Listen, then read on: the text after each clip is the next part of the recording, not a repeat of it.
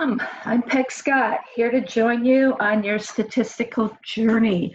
Let's start with Chapter 1, an introduction to statistics, research, and design.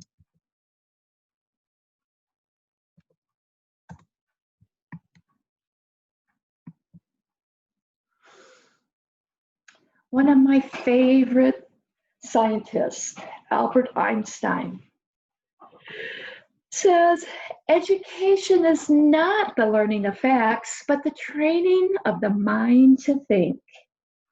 And that is what I intend to do this semester with you. Thinking Boot Camp. You will walk away skilled at analyzing research. You'll be a better student. When you have to do research and you put in a keyword and get thousands of articles, I'm going to show you by looking simply at the title, how you can decide if you need to open it. Then, if you decide, oh yeah, this is interesting, then by simply studying the abstract, you'll determine whether or not to bother reading the whole thing. The purpose of psychology is to combine science, the application of science, and professional practice into one organized endeavor in order to gather knowledge to benefit humanity. What this means professionally is that we adhere to the Hippocratic Oath, do no harm. And personally, we follow Socrates' advice to know thyself. Yes, this is a tough class, but people survive. These are students from 2008. And more survivors from the fall of 2019. What happened to the students in between? Well, don't ask. No, I'm just kidding. We are in this together. My job is to pull you over the finish line, and I'm pretty good at it, unless you're dead weight. We need to know the rules of the game. There are very specific rules that we must follow. I will teach you them, and we will follow them. It breaks my heart. Actually, it really pisses me off when people say, oh, so you teach statistics. The only thing that I remember from my statistics class is that you can make data say anything. Well, torture people, torture data, long enough and you can make people or data say anything. For every analysis, there are assumptions we have to meet. And as far as methodology goes, you'll be using Peg Scott's cookie cutter method. Follow exactly how I do things in class, and you will be fine. Our language is very precise, specific. It means something. In statistical terms, words like tend, T-E-N-D, or significant have major implications, quite different than using those words in everyday conversation. And while I'm on my rant, prove is not a statistical term. We do not prove anything. We support or do not support a hypothesis. Here's an example. Boink. Lucy, you're the worst player in the history of the game. You can't prove that. You should never say things that you can't prove. In all probability, you're the worst player in the history of the game. I can accept that. So, my job is to convince you that you've got to love statistics, that this is the most important class that you will ever take. Why? Because statistics is at the core of almost everything we do. We are alive today because of statistics and the scientific method.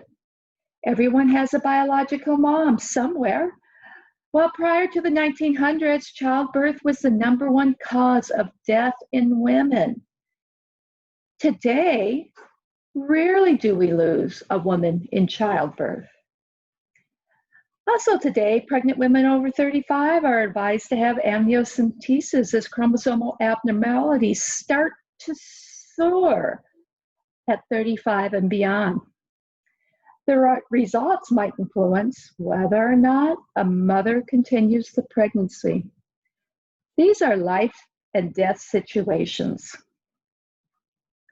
Psychology studies all aspects of human and mental processes. And we use statistics and the scientific method to do this. One example is motivation.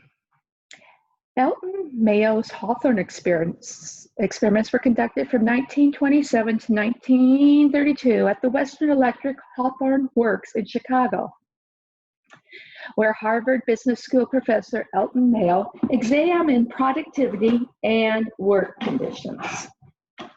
Earlier experiments showed no clear connection between productivity and the amount of illumination, but researchers wanted to figure out what kind of changes would influence output, specifically fatigue, monotony, and how to control these variables using rest breaks, work hours, temperature, humidity.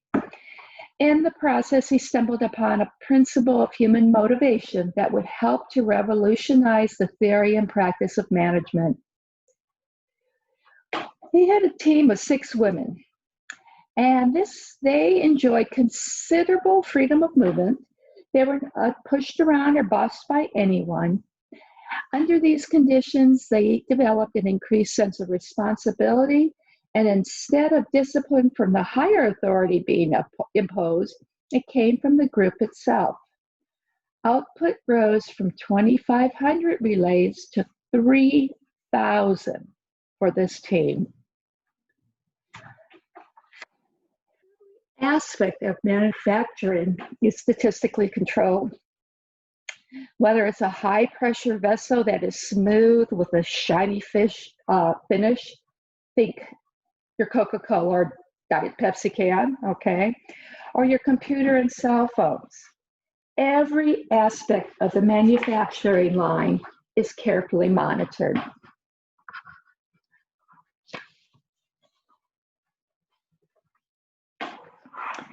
How about automobiles? As you can see from this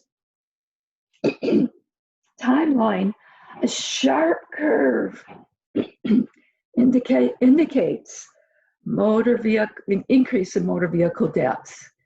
And then you can see kind of a timeline where we're slowly reducing those deaths.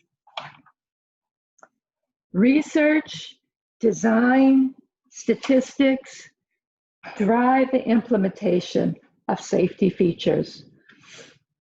Automakers are in no rush to add additional parts to their car. That costs money. However, with science, one can make the argument that additional cost saves lives. Note how long it takes for implementation. In 1950, we had the first seatbelt. In 1964, seatbelts became standard equipment. In 1995, we had the first seatbelt law.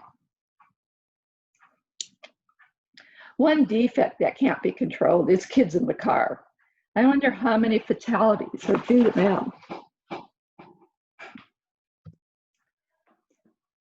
Another interesting example is in medicine.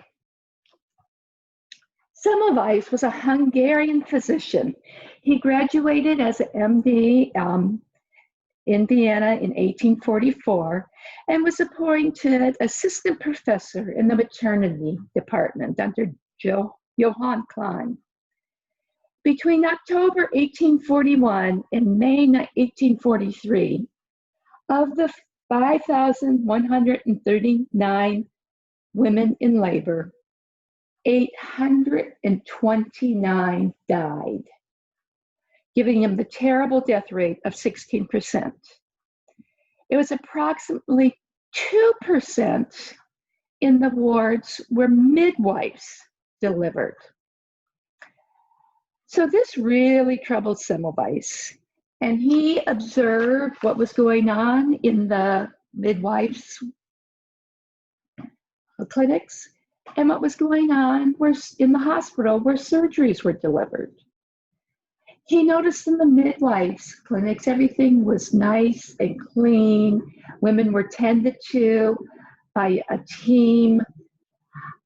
He noticed in the hospital, though, that oftentimes women were tended to by nurses until the very end, in which they called the doctor. And at the time, there was puerperal fever outbreak. And the doctors were trying to figure this out. So oftentimes, they would be called from autopsy, where they would be dissecting a body that died of puerperal fever, and they would just wipe their hands on their aprons and run to deliver a baby. So he came up with the idea that, you know what, maybe if we wash our hands in chlorinated lime water, babies would improve. And so he had some of the newer doctors with him do exactly that. And once implemented, the surgery deaths went to the levels of the midwives from 16% to 2%. So Semmelweis's hypothesis that there was only one cause that mattered was cleanliness was extreme at the time and largely ignored. He was ridiculed and rejected. Now remember, the germ theory had not been formulated yet. He was dismissed from the hospital and harassed by the medical community in Vienna. So he went to Budapest, and here he was appointed as an obstetrician in the maternity department. There, the clinic had the same numbers, that terrible death rate of 16%. And during his 6-year tenure there, he succeeded by antiseptic methods in reducing mortality. Now, Semmelweis was just outraged by the indifference of the medical profession, and he began writing open and increasingly angry letters to prominent European obstetricians, at times denouncing them as irresponsible murderers. His contemporaries, including his wife, believed he was losing his mind, and he was committed to an asylum in 1865, where he died. Now, you would think if you'd fast forward, that maybe history, we could learn from history instead of having it repeat itself. So fast forward, 125 years or so, and here we have Barry Marshall. In the early 1980s, Barry Marshall, okay, let me start again. So Barry Marshall excelled in school and won a scholarship at the University of Western Australia, where he completed his medical studies in 1974. He carried out his residency at the Royal Perth Hospital, where he explored a number of specialties, including gastroenterology. As a resident physician, Marshall saw a great many patients with bleeding stomach ulcers. A staff pathologist at the hospital, Dr. Robin Warren, had found mysterious bacteria in the stomachs among many of these patients near the site of their ulcers.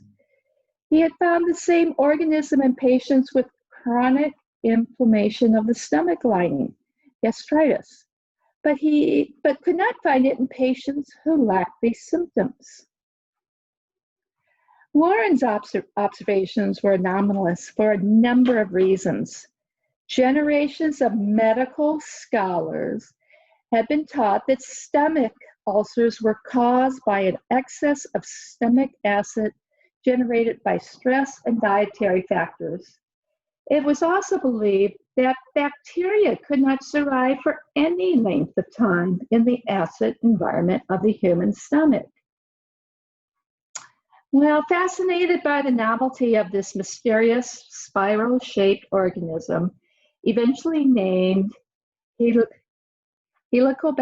pylori, Marshall decided to specialize in gastroenterology. He wanted to study these bacteria. Marshall succeeded in growing H. pylori in the laboratory in 1982 and determined that bismuth could destroy the bacteria in the petri dish. They published their findings, Warren and Marshall that is, in The Lancet. But their article received little attention. Over the next couple years, Marshall's clinical trials of bismuth with human patients enjoyed initial success, but the patient's symptoms invariably returned. So it was tough because Marshall could not cultivate the bacteria in either rats or pigs. And by 1984, he had considerable success in treating patients with ulcers with a combination of bismuth and antibiotics. But he could, he couldn't do lab experiments because rats and pigs didn't respond to the H. pylori. So what did he do? He ingested the H. pylori himself. And after about a week, he began to show symptoms. An endoscopy found the lining in his stomach, which was previously normal, had become seriously inflamed.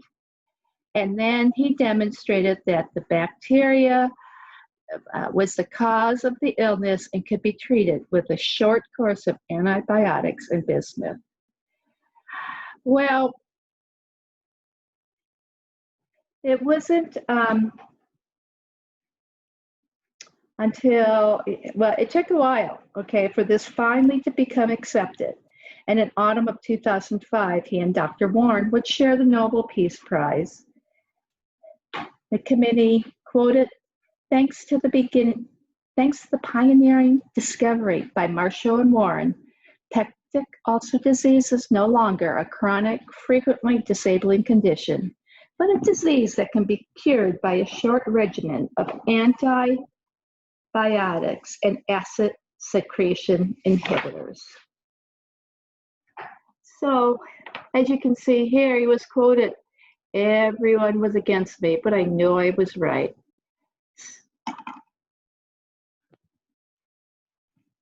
Now, I need you to please stop and pull out your blue sheet, okay? It's in your tools. Once you got that, turn the recording back on.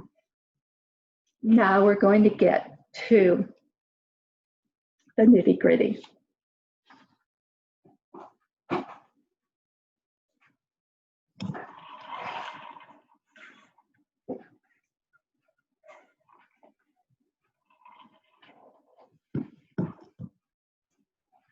All right.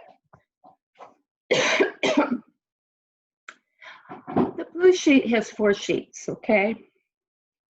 The very first sheet, this is how analyses are laid out. This is your map for attacking problems. This should go with you to graduate school. Statistics is broken into 2 broad fields, descriptives and inferential. Descriptive statistics describes variables, one variable at a time. This is the first section of our class. We are going to learn how to find the central tendencies, check for normality, and find the variability of a variable, one variable at a time. Then, and only then, can we take our variables and try to infer something to them. And so with this, we can look to see if there's a relationship between two variables, or we can set up an experimental design and check to see that when we hold one group, as we call it, the control group, constant, and do something else to the experimenter group, we look to see if that something else made a difference. So for inferential statistics, there are these two types of hypotheses. Before I go on, good multiple choice question. Statistics is broken into two broad fields. What are they?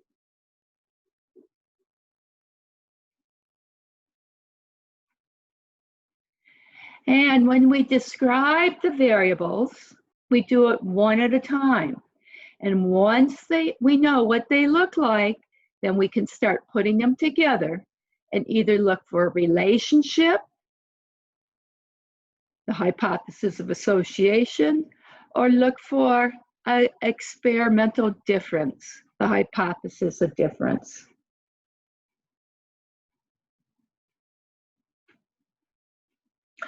The hypothesis of association allows us to make better than chance prediction. One example is there a relationship between the amount of time one studies and their GPA. Now, the hypothesis of difference, we want to find causal factors. So one example would be the effects of hours studying, no studying 10 hours per week or 20 hours per week on GPA. So basically, we're asking, do certain study periods weekly cause higher GPAs? We randomly assign students to one of the groups. A group that, they blow it off, they don't study. A group that studies 10 hours a week, and a group that studies 20 hours a week. And after a certain amount of time, we compare the mean GPA of the three groups. If one group had a significantly, important word, significantly higher mean, we would say that study period caused an increase in GPA. Some other examples are the effect of a teacher's attitude, nice versus mean, on test scores, or the effect of technology on overall grade points, or the effect of a review sheet on passing or failing a course. So as we go through the next few pages, remember, we're just looking at the broad aspect of statistics. We're going to get down to all the details throughout the semester, but right now, we're just at the 1,000-foot level.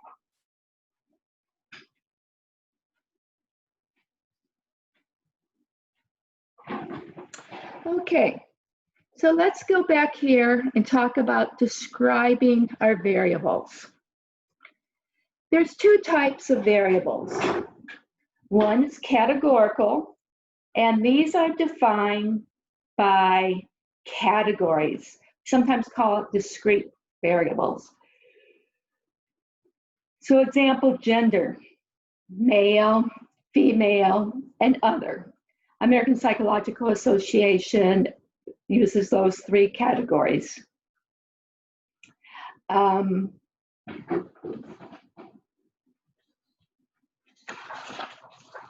About political party, Democrats, Republicans, Independent, Green Party. Okay, these are frequency of occurrence in categories. Continuous variables range along a continuum, something that has equal intervals and is actually measured somehow. And while we're on that note, measurements should be as precise as possible. So we have data broken down into categorical data and continuous data. While under each of those, we can break it down even finer. Categorical data has two types of data. One is nominal, and the other is ordinal. Now, nominal data is naming data, categories, male, female, other, Republican, Democrat, Independent. There's no ranking involved with that, okay? They're just, you fall in this category or that category. Ordinal data, on the other hand, is nominal data with an order. So, first place, second place, third place. I think if you ask the athletes in here, how do they want to place in a meet? They'd probably say they want to be first place. Talking about the Olympics, which I guess we're not going to have this year, but in 2016, in Rio, the United States won 121 medals.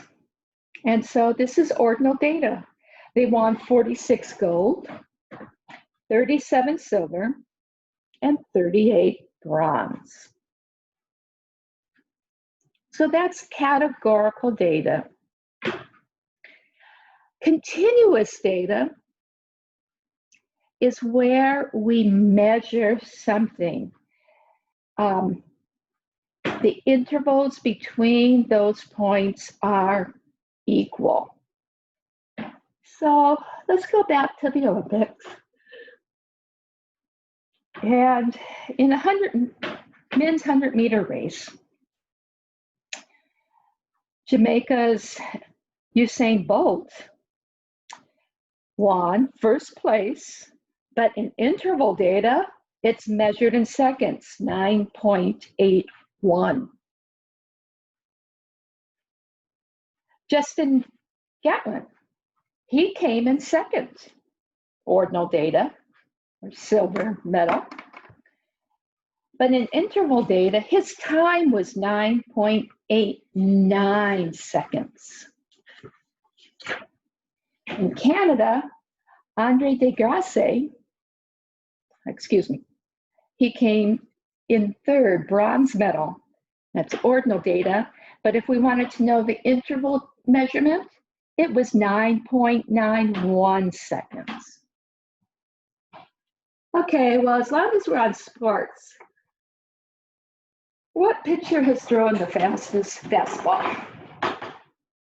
On paper, the honor goes to Yankees relief pitcher Aroldis Chapman, who clocked 105.1 miles per hour in 2010. Okay. Ratio data is equal interval with a true zero. So if I was to ask you, do you have any money in your pockets?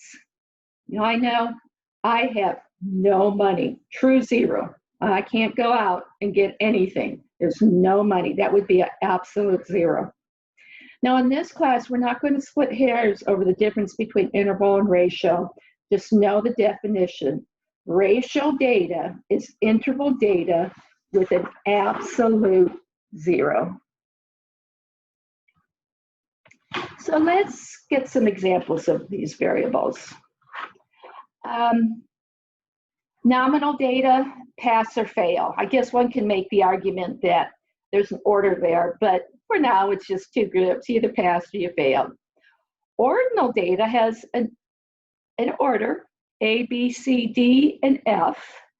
Usually it's not an equal order. You know, it might be 10% for A, B, C, and D, but then 60% and below, that just screws up the nice equal intervals. So I mean, we're just simply measuring it by A, B, C, D, and F, but there's typically a definite order. Interval data would be the actual points that you earned to get the class from 0 to 1,000.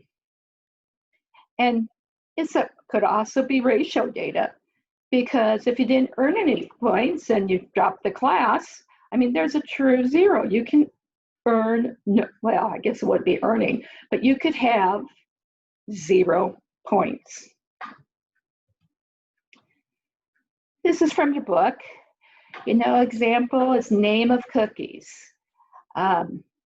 Oatmeal cookies, how many oatmeal cookies, how many chocolate chip cookies, how many, I don't know, peanut butter cookies. And we could also rank from yummiest to not yummiest, okay? And that would be ordinal data. We could take measures. That would be temperature of the cookies or weight of the cookies, and that would be interval data.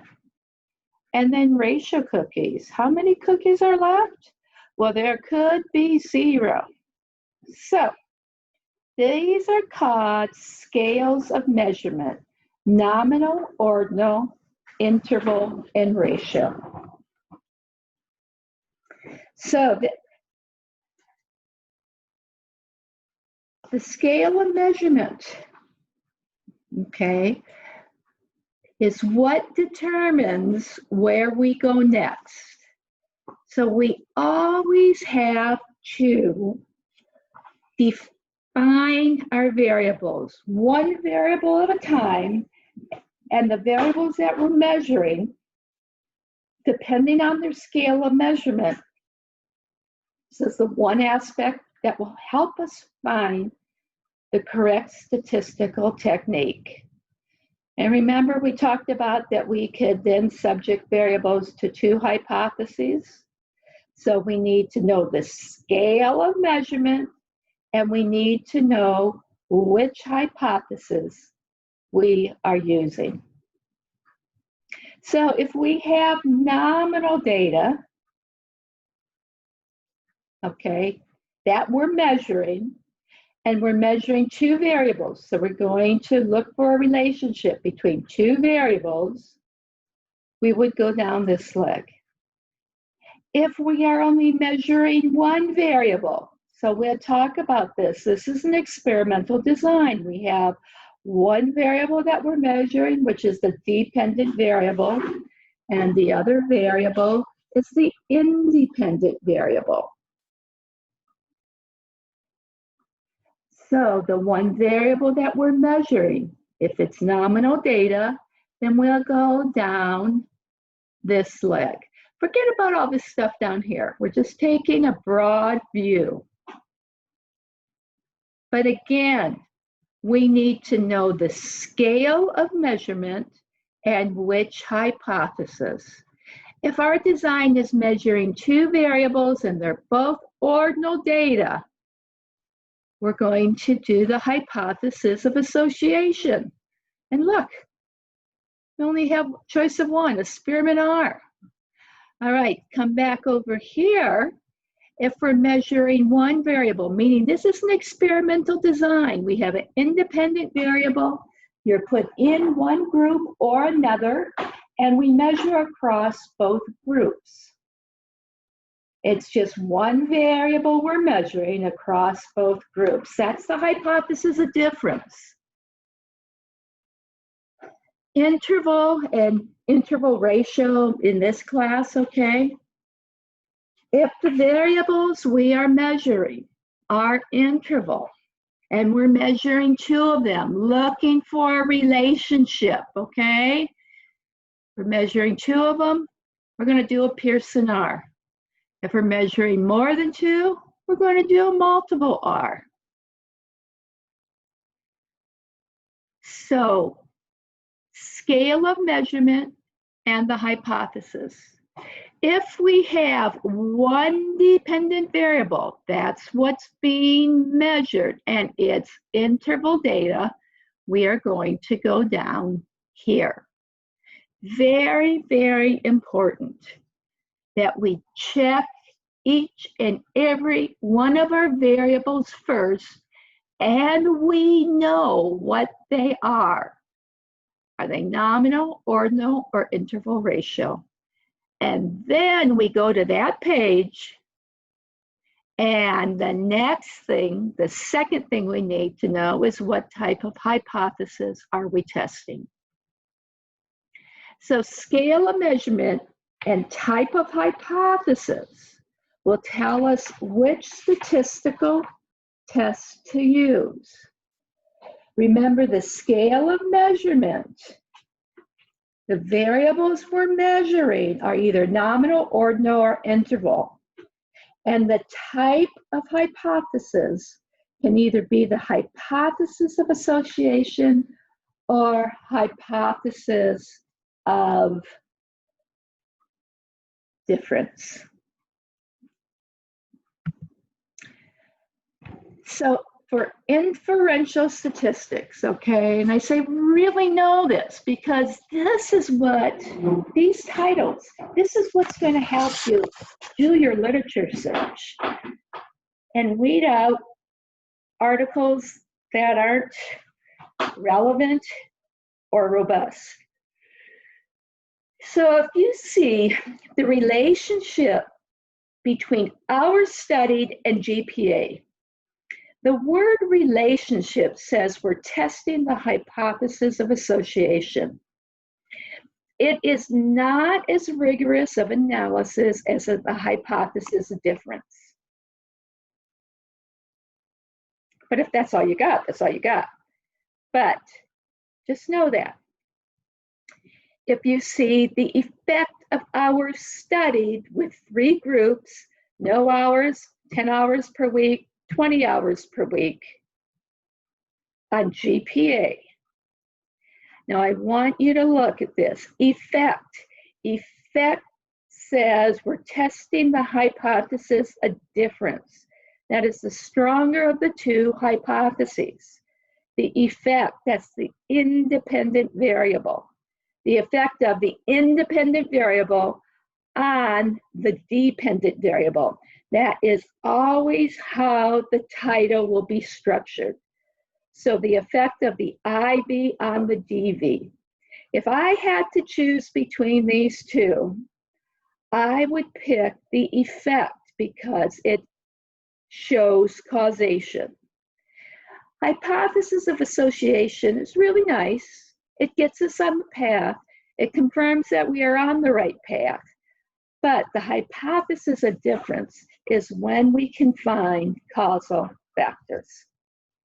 So the relationship, hypothesis of association, and the effect of the IV on DV is the hypothesis of difference.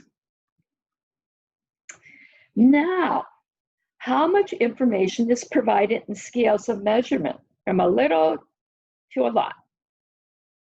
Nominal data, a little bit of information, you know, Republican, Democrat, Independent. Not going to tell you a whole lot, just how many people are in each group. Ordinal data gives you a bit more. Ordinal data gives you an order. And interval data, whew, that gives you a lot of information. So, my question to you then is,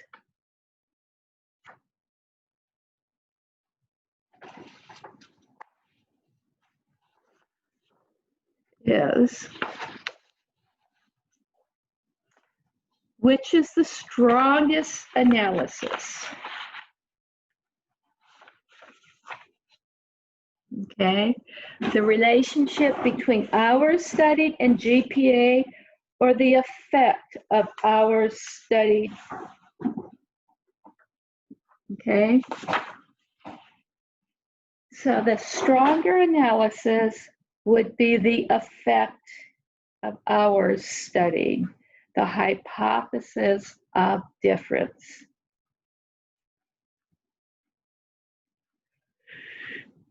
So in review, we need nominal data, or we need our scale of measurement, nominal, ordinal, or interval, and we need to either test the hypothesis of association or the hypothesis of difference. If we have two variables that we're testing and they're both nominal data, we're doing the hypothesis of association. You can't go any lower than nominal data and any lower than hypothesis of association. So this is the least rigorous design. However, if we're doing an experimental design where we're measuring one variable, the dependent variable, and we're putting people, randomly selecting a large group of people into categories, then, and what we're measuring is interval data, that's the most robust analysis. So with that, I'm going to wrap up this lecture. And I hope that between reading the book and going through this lecture and reviewing the handouts, that you'll have some questions for me on Wednesday.